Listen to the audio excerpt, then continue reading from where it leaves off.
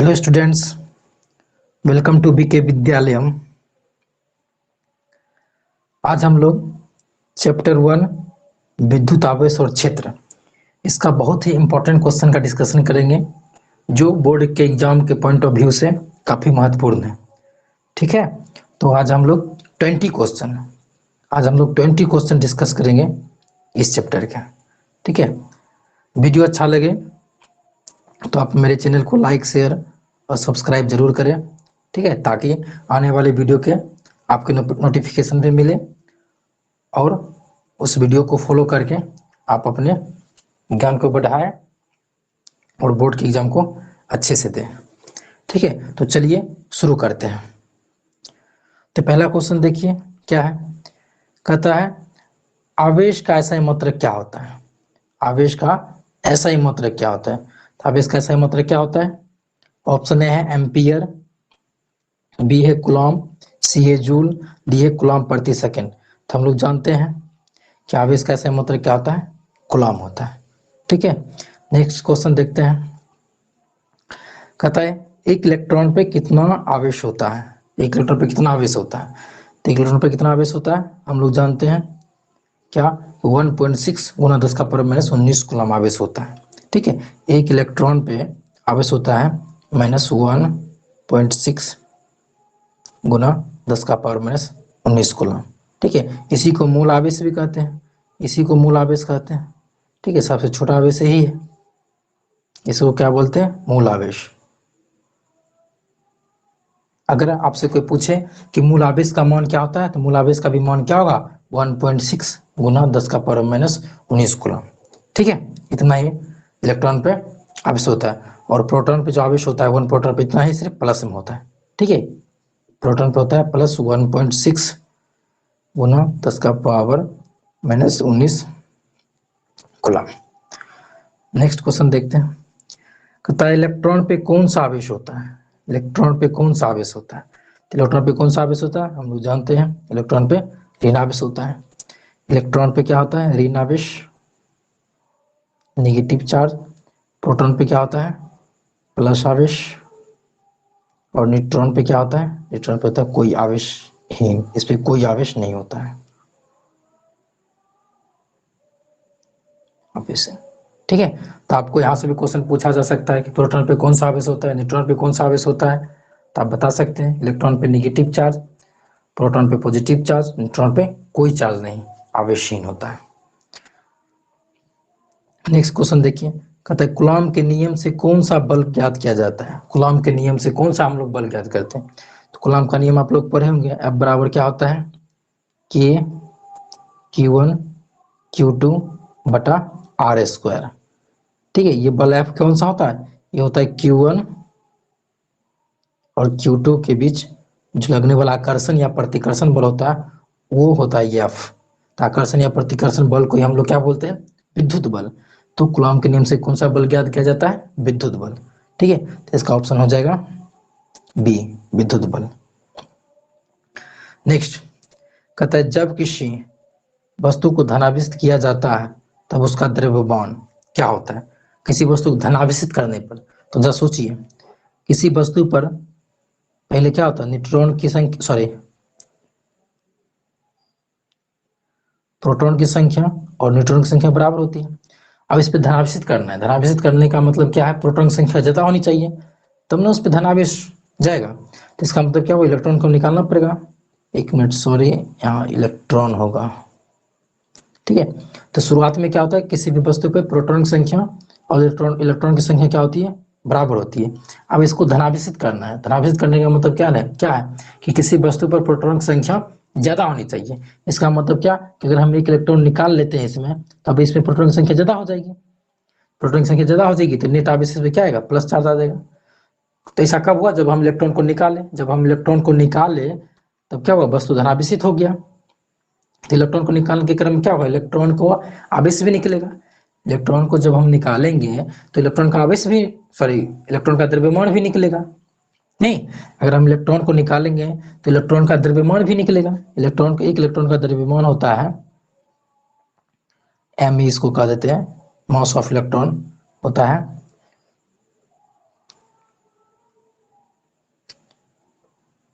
9.1 गुना 10⁻31 kg, इतना होता है इलेक्ट्रॉन का द्रव्यमान। तो जब हम इलेक्ट्रॉन को निकालेंगे धनाभिषिक्त करने के लिए, तो इतना द्रव्यमान भी निकलेगा, एक इलेक्ट्रॉन के बराबर। जितना इलेक्ट्रॉन निकालेंगे उतना द्रव्यमान निकलता जाएगा। तो जब किसी वस्तु को धनाभिषिक्त करते हैं, धनाभिषिक्त करने का मतलब क्या, कि इलेक्ट्रॉन को निकालना, क्योंकि इलेक्ट्रॉन को निकालेंगे तो ऑटोमेटिक क्या होगा, प्रोटॉन की संख्या उस वस्तु पे इलेक्ट्रॉन की संख्या से ज्यादा होगा, तो वस्तु ऑटोमेटिक धनाभिषिक्त हो जाएगा।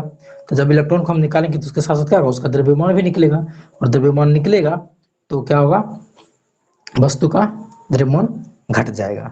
ठीक है, तो इसका ऑप्शन क्या हो जाएगा, ए। जब किसी वस्तु को धनाभिषिक्त किया जाता है तब उसका द्रव्यमान क्या होगा, घट जाएगा। इसी का अगर विपरीत क्वेश्चन पूछे कि जब किसी वस्तु को ऋणाभिषिक्त किया जाता है, ऋणाभिषिक्त करने का मतलब क्या है, इलेक्ट्रॉन की संख्या ज्यादा होनी चाहिए वस्तु पे, तो हमको एक्स्ट्रा इलेक्ट्रॉन क्या होना, देना पड़ेगा। एक्स्ट्रा इलेक्ट्रॉन हमें क्या होना, करना पड़ेगा, एक्स्ट्रा इलेक्ट्रॉन देना पड़ेगा। कब, जब वस्तु को ऋणाभिषिक्त करेंगे तब। तो जब इलेक्ट्रॉन देंगे तो उसके क्या होगा, वस्तु का द्रव्यमान बढ़ जाएगा, क्योंकि इलेक्ट्रॉन दिए ना, तो इलेक्ट्रॉन दिए तो इसका मतलब क्या होगा, द्रव्यमान भी दे रहे हैं। ठीक है, तो जब किसी वस्तु को धनाभिषिक्त करेंगे तो द्रव्यमान घट जाएगा, और जब किसी वस्तु को ऋणाभिषिक्त करेंगे तो द्रव्यमान क्या होगा, बढ़ जाएगा। ठीक है, आगे देखते हैं। कहता है विद्युत द्विध्रुव, ये विद्युत द्विध्रुव है, ठीक है, टाइपिंग मिस्टेक लग रहा है। तो विद्युत द्विध्रुव द्वारा उसके अक्ष पर उत्पन्न विद्युत तीव्रता क्या होती है। तो कोई विद्युत द्विध्रुव है, -q और ये +q, तो अक्ष ये पोजीशन अक्ष होता है। ठीक है, तो यहाँ पे किसी भी अक्ष पोजीशन पे, अक्ष पर इलेक्ट्रिक फील्ड का फॉर्मूला होता है 2kT/RQ। ठीक है, अक्ष पे इतना होता है, और इस पोजीशन को बोलते हैं निरक्ष। ठीक है, निरक्ष पे क्या होता है, = KP/RQ। ठीक है, तो अक्ष पे पूछा है ना, तो अक्ष पे क्या होगा, 2kP/RQ। तो देखिए कौन सा ऑप्शन होगा, बी। ठीक है, 2kP/RQ। एक्चुअली यहाँ पे डी भी 2kP/RQ है, तो डी भी हो जाए, दोनों ऑप्शन थोड़ा सा मिस्टेक है, लेकिन बी और डी दोनों एक ही है, तो 2kP/RQ हो जाएगा। ठीक है, डी भी हो जाएगा। नेक्स्ट देखते हैं। कहता है विद्युत ध्रुव के निरक्षीय स्थिति पर उसकी विद्युत क्षेत्र की तीव्रता होती है। विद्युत ध्रुव की निरक्षीय स्थिति पर विद्युत क्षेत्र की तीव्रता होती है। तो निरक्षीय स्थिति पर भी देखिए ये होता है निरक्षीय स्थिति। ठीक है, इस पे क्या होता है, ये KP/RQ। तो यहाँ पे क्या हो जाएगा, KP/RQ। तो ऑप्शन नंबर ये हो जाएगा। ठीक है, निरक्ष पोजिशन पे देख रहे हैं, निरक्ष पोजिशन पे क्या होता है, KP/RQ, और अक्ष पोजिशन में क्या होता है, 2kP/RQ। आगे देखते हैं। कहता धातु का परावर्तितांक कितना होता है। तो धातु का परावर्तितांक होता है अनंत। ठीक है, अनंत होता है। क्यों होता है अनंत, क्योंकि आपको पता होता है कि धातु के अंदर, किसी खोखले धातु के अंदर इलेक्ट्रिक फील्ड क्या होता है, 0 होता है। ऐसा इसलिए होता है कि इसके अंदर इलेक्ट्रिक फील्ड लाइंस, विद्युत क्षेत्र रेखा जो प्रवेश नहीं कर पाती है, और विद्युत क्षेत्र रेखा इसके अंदर प्रवेश बिल्कुल नहीं कर पाती है, इसलिए परावर्तितांक क्या होता है, अनंत होता है। क्योंकि परावर्तितांक यही बताता है कि किसी माध्यम से कितना आसानी से विद्युत क्षेत्र गुजर सकती है, या किसी माध्यम में कितना आसानी से प्रवेश कर सकती है। धातु के अंदर प्रवेश नहीं कर पाती है, इसलिए उसका परावर्तितांक क्या होता है, अनंत हो जाता है। ठीक है, आगे देख। कहता है विद्युत ध्रुव कौन सी राशि है। ठीक है, विद्युत ध्रुव कौन सी राशि होती है, सदिश राशि होती है। -q है और ये +q है। तो विद्युत ध्रुव सदिश राशि है, तो इसकी दिशा होती है माइनस आवेश से प्लस आवेश की ओर। ठीक है, माइनस से प्लस आवेश की ओर होती है इसकी दिशा। फिर विद्युत ध्रुव का सही मतलब क्या होता है। तो विद्युत ध्रुव का सही मतलब क्या होता है, coulomb into metre, option number B. क्योंकि विद्युत ध्रुव का आप लोग फॉर्मूला पढ़ेंगे, विद्युत ध्रुव का फॉर्मूला क्या होता है, Q इंटू एल। ठीक है, क्यू क्या होता है, क्यू आवेश, आवेश का मतलब कूलम, एल क्या लंबाई है, तो लंबाई इसका मीटर, तो कूलम इंटू मीटर क्या हो गया इसका ऐसे मात्रक। आगे देखिए। कहता है निम्न में से कौन सा विद्युत क्षेत्र का ऐसे मात्रक नहीं है। ठीक है, निम्न में से कौन सा विद्युत क्षेत्र का ऐसा मात्रक नहीं है। देखिए विद्युत क्षेत्र का मात्रक थोड़ा देख लेते हैं पहले क्या क्या हो सकता है। देखिए विद्युत क्षेत्र का फॉर्मूला आप लोग पढ़ेंगे, इक्वल टू होता है F/A। क्यू। ठीक है, तो आपका मतलब क्या होता है न्यूटन, और ये क्यू क्या होता है कूलम, तो न्यूटन बाय कूलम तो होगा, तो ऑप्शन नंबर ये होगा। जूल प्रति कूलम देखिए, तो न्यूटन, एक मिनट,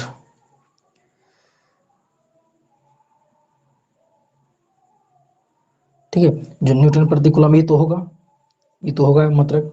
उसको देखिए वोल्ट बाय मीटर, वोल्ट क्या होता है भी को देखिए, भी इक्वल टू क्या होता है डब्ल्यू बाई क्यू। ठीक है, आप लोग पढ़ेंगे वोल्ट बराबर डब्ल्यू बाई क्यू होता है, तो जूल प्रति कूलम, तो वोल्ट एक्चुअली वोल्ट को हम जूल प्रति कूलम भी लिख सकते हैं।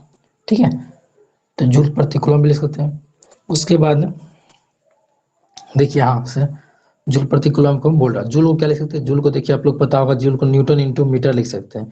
न्यूटन बल, मीटर विस्थापन, बल गुना विस्थापन होता है ना जूल कार्य, जूल को न्यूटन इंटू मीटर भी लिख सकते हैं।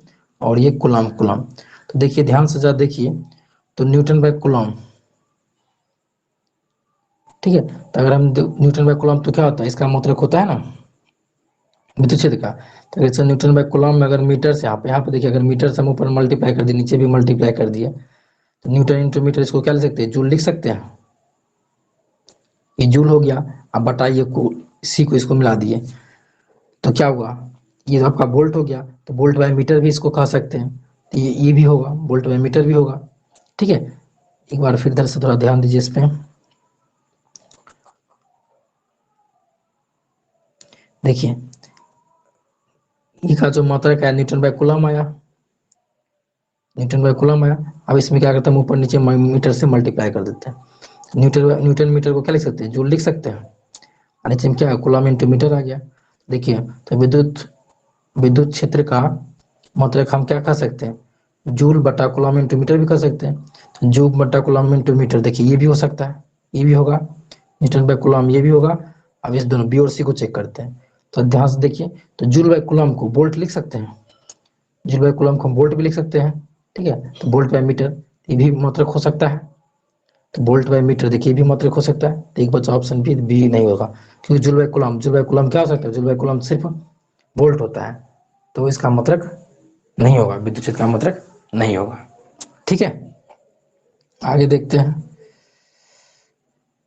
कहता है विद्युत आवेशों के बीच लगने वाला बल दिया जाता है, तो विद्युत आवेशों के बीच लगने वाला बल दिया जाता है, किसके नियम से दिया जाता है, तो कूलॉम के नियम से दिया जाता है। ठीक है, कूलॉम के नियम से ही ना हम दो बिंदु आवेशों के बीच जो लगने वाला आकर्षण या प्रतिकर्षण बल होता है उसका मान निकालते हैं। ठीक है, जो अभी हम पहले बताए थे, एफ बराबर के क्यू वन क्यू टू बटा आर स्क्वायर, ये होता है आकर्षण या प्रतिकर्षण बल का मान निकालने के लिए। तो ये कूलॉम के नियम से दिया जाता है, तो आकर्षण या प्रतिकर्षण बल को ही एक्चुअली हम बोलते हैं विद्युत बल। ठीक है, या विद्युत आवेशों के बीच लगने वाला बल यही है। उसके बाद देखिए, कहता है यदि दो आवेशों के बीच की दूरी दुगुनी कर दी जाए और उनके बीच में लगने वाला बल हो जाता है, अगर दो आवेशों के बीच के दूरी को दुगुनी कर दिया जाए तो उनके बीच लगने वाला बल हो जाता है। तो देखिए, एफ बराबर क्या होता है फॉर्मूला, के क्यू वन क्यू टू बटा आर स्क्वायर, तो यहाँ से हम कह सकते हैं आर, एफ जो है आर स्क्वायर क्या व्युत्क्रम अनुपाती है। ठीक है, तब हम आर को दुगुना कर देते हैं, आर को दुगुना करेंगे तो 1/2 का स्क्वायर क्या होगा 1/4, तो बल क्या हो जाएगा 1/4 गुना। ठीक है, यहाँ से 1/4 गुना हम कर सकते हैं। ठीक है, अगर रहता है कि आर को हम तिगुना करते हैं, आर को अगर तिगुना करेंगे 3 का स्क्वायर, तो क्या होगा 1/9, तो बल क्या हो जाता है 1/9 गुना। ठीक है, इतिहास हम जितना भी दूरी को बदलिए उसके हिसाब से हम बल में कितना बदलाव आएगा हम निकाल सकते हैं। ठीक है, तो बल को सॉरी दूरी को क्या किया दुगुना किया, दुगुना किया 1/2 स्क्वायर, तो 1/4 बल क्या हो जाएगा आपका 1/4 गुना हो जाएगा। ठीक है, फिर धातु का सॉरी तो क्वेश्चन एक बार आ गया, धातु का पराविद्युतांक कितना होता है, तो कितना होता है ये अनंत होता है, अभी जस्ट बताए थे पहले। कहता है विद्युत क्षेत्र की तीव्रता का ऐसा मुद्रा क्या है, अभी बताए थे विद्युत क्षेत्र की तीव्रता का ऐसा मुद्रा क्या, तो न्यूटन बाय कूलम, तो न्यूटन बाय कूलम ये ऑप्शन ही हो जाएगा। कहता निम्नलिखित में कौन सी सदिश राशि है, विद्युत विभव तो अदिश राशि है, विद्युत क्षेत्र की तीव्रता ये क्या है सदिश राशि है। ठीक है, क्योंकि इलेक्ट्रिक फील्ड हो, ई वेक्टर का फॉर्म अगर इसको लिखते तो ई वेक्टर बराबर क्या होता है वेक्टर बटा क्यू, ये क्या होता है सदिश राशि होता है। वैसे तो आवेश तो अदिश राशि है, आवेश का पृथ्वी भी क्या अदिश राशि है। स्थिर विद्युतीय क्षेत्र होता है, स्थिर विद्युतीय क्षेत्र होता है, ठीक है। स्थिर विद्युतीय क्षेत्र एक्चुअली में संरक्षी होता है, ठीक है। आप लोग 11th क्लास में पढ़ेंगे संरक्षी बल या संरक्षी और असंरक्षी के बारे में, ठीक है। तो वहां से आप जानते होंगे तो पता होगा कि स्थिर विद्युतीय क्षेत्र जो होता है संरक्षी होता है। क्यों? क्योंकि इसमें जो है जो विद्युत बल लगता है ना, वो आप लोग पता होगा, जैसे ए पॉइंट ए क्या है, एक पॉइंट बी है, ठीक है।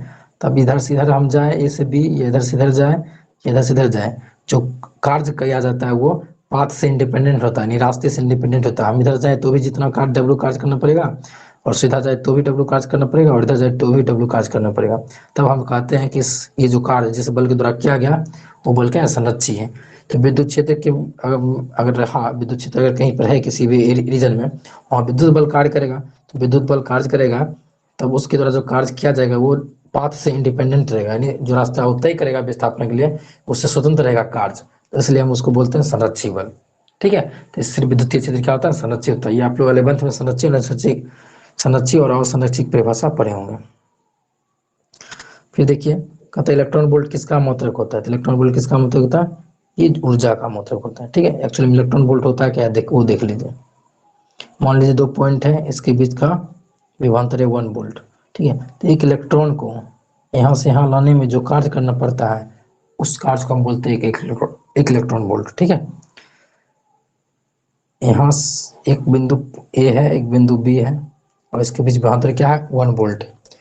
तो किसी इलेक्ट्रॉन को इस पॉइंट से ए बिंदु से बी बिंदु पर लाने में जो कार्य करना पड़ेगा उसको हम लोग क्या बोलेंगे, एक इलेक्ट्रॉन वोल्ट। तो कार्य बराबर क्या होता है आपको पता होगा, ये फॉर्मूला पढ़ेंगे, क्यू इंटू डेल्टा भी। क्यू यहाँ पे क्या है, वो ई है, डेल्टा भी क्या 1 वोल्ट है, तो 1 वोल्ट हो जाएगा, कार्य क्या होगा 1 इलेक्ट्रॉन वोल्ट आ जाएगा, ठीक है। तो एक्चुअली ये क्या है, कार्य का ही मात्रक है, ठीक है ना। दिया गया ऊर्जा का। फिर देखिए क्या कहता है, कहता है विद्युतीय द्विध्रुव का निरक्ष स्थिति पर उत्पन्न विद्युत तीव्रताओं का अनुपात क्या होगा।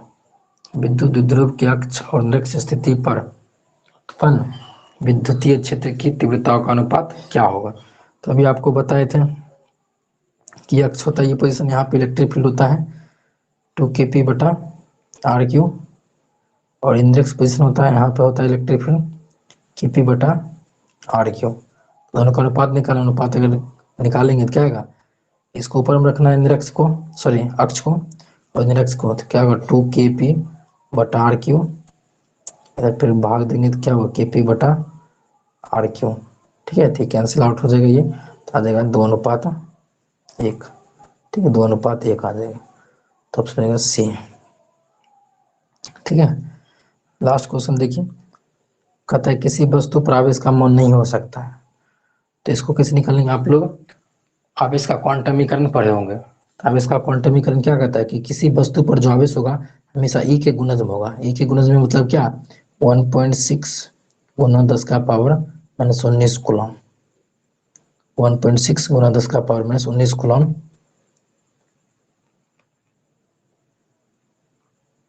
1.6 गुना 10 का पावर -19 कूलम के गुणज में होगा, इसी के गुणज में होगा। तो देख लीजिए कौन इसके गुणज में है, तो ये तो हो सकता है ये तो हो सकता है 1.6 गुना 10 का पावर -19 कूलम, ये तो इसके गुणज में ये एक गुना है। ये भी हो सकता है क्योंकि 2 गुना, देखिए इसमें 2 से अगर मल्टीप्लाई करेंगे किया जाएगा, इसके गुणज में ही 2 गुना है। ये देखिए डी नंबर 5 से अगर इसमें मल्टीप्लाई करते हैं 1.6 में किया जाएगा, ये 5 गुना है, तो देखिए ये नहीं है, ये इसके गुणज में नहीं है, ठीक है। तो आंसर क्या हो जाएगा, सी हो जाएगा, ठीक है। या आप ऐसे इसको निकाल सकते हैं, या अगर आप ऐसे नहीं निकालना चाहते तो इस तरह भी निकाल सकते हैं। देखिए